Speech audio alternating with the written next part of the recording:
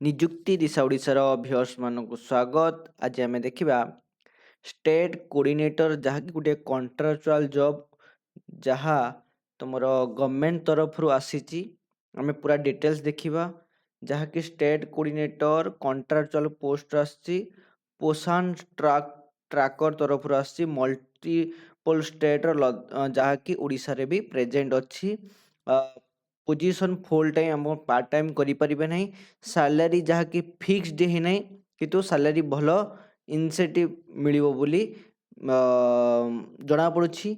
Then application 15 मार्च सुधा deadline अच्छी apply करि last date 15 मार्च सुधा। Qualification आपण एमए इकोनॉमिक्स पॉलिटिकल साइंस एवं any graduation with relevant subject रही भी आपण एप्लाय करें। आपणकर एक्सपीरियंस थाउ कि न थाउ ताहा मैंडेटरी नुह 0 5 इयर्स एक्सपीरियंस होते भी आपण एप्लाय करें। Candidate should be 20 to 50 years old आपण 20 ରୁ 40 वर्ष जदि आपणकर एज अच्छी तेबे भी आपण एप्लाय करें। वैकेंसी लिस्ट आपन कहीदेली जहाँकि लक्षद्वीप पुडुचेरी ओडिशा रे भी गोटे पोस्ट फांका अच्छी आपण एप्लाय करें। एप्लाय करिवार प्रोसीड्यूर किपरि ताहा भी मु आपन को कहीदेवी।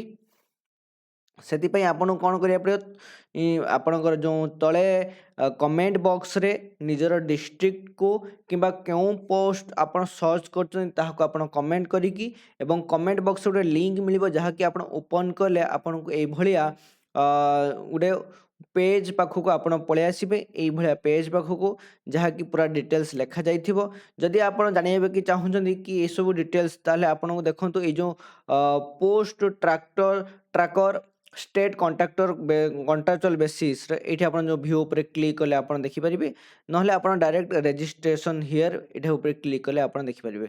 रजिस्ट्रेशन हियर उपर क्लिक कले ये गोटे साइन अप पेज ओपन हम जो थे आपन कौन करा पड़ो जो थे आपन को आपणकर नेम ये आपणकर नेम एवं email ID then mobile number देवाक पड़ो। मोबाइल नंबर देले आपन मोबाइल नंबर को गोटे ओटीपी आसीबो ओटीपी आपन ये आसो डिजिटल इंडिया करस्पंडेंट ओटीपी आपन ये मेंशन करिया पड़ो। वेरीफाई ओटीपी उपर क्लिक करेंगे। वेरीफाई ओटीपी उपर क्लिक कले आपन को पासवर्ड मांगे पासवर्ड देके आपन ओपन करेंगे।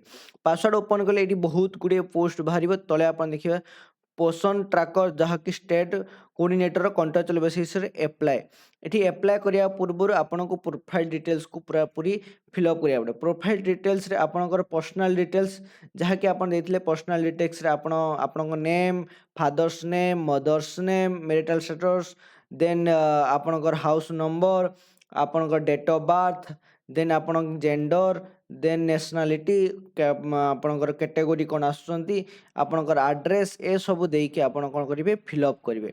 फिलअप कर सारा परे आपन को पुणी आ गोटे पेज को जा पड़े एजुकेशन क्वालिफिकेशन पेज जहाँकि आप 10th 12th ग्रेजुएशन पूरा डिटेल्स आपन क्यों यूनिवर्सिटी बा बोर्ड पास आउट होती आपनकर डिग्री नेम कौन एवं मेन सब्जेक्ट कौन थिला क्यों ईयर पास करथिले केते परसेंट मार्क रखिथिले एवं क्यों डिविजन देन आपन एठी आपनकर से सर्टिफिकेट को आपन कौन करेंगे ना अपलोड करेंगे।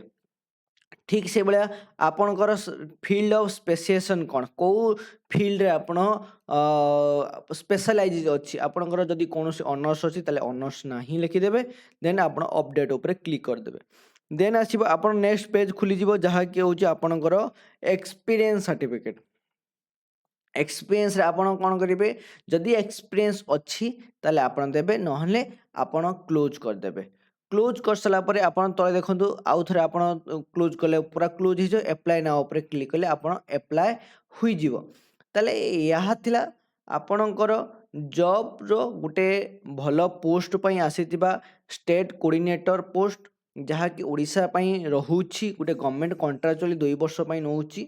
मोर कहबा कथा आपण एप्लाय करंतु जदि भी किछि एप्लाय करिवार प्रॉब्लम होची ताले मते कमेंट बॉक्स रे जणांतु एवं कमेंट बॉक्स रे निजर डिस्ट्रिक्ट लिखा को भूलती नहीं एवं कमेंट बॉक्स रे निजर निजर डॉक्यूमेंट जो एक्सेस करिवार डॉक्यूमेंट भी आपण एक्सेस करिवारे। थैंक यू जय जगन्नाथ।